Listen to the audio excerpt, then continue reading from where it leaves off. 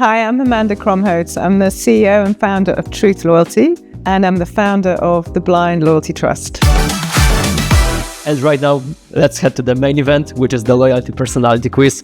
The question number 1. Your favorite brand just launched an AI personal shopper that knows your style better than your spouse. What's your reaction? B. B. I love it, but as long as it saves me money. What is the most valuable loyalty currency in 2026? Access. A. The question number 3.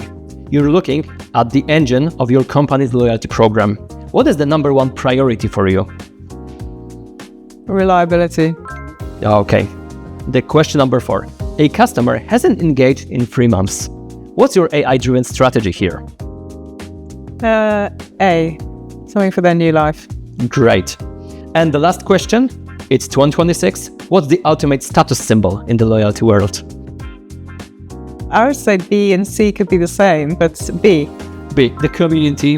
And as I said, I've got the bonus question for you. Looking ahead, what will separate the next generation loyalty programs from the ones left behind?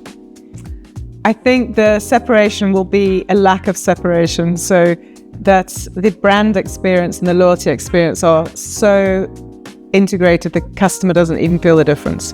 So the entire thing is so seamless, the customer feels no friction, they just go about their life as simply as possible. But the loyalty program amplifies the brand proposition so exceptionally well and in such a personalized way. Thank you so much. Great. And we've got a verdict, right? So this is the envelope. In the envelope, you'll find your loyalty personality is... I'm a loyalty rock star. I believe a loyalty program should feel like a sold-out stadium tour.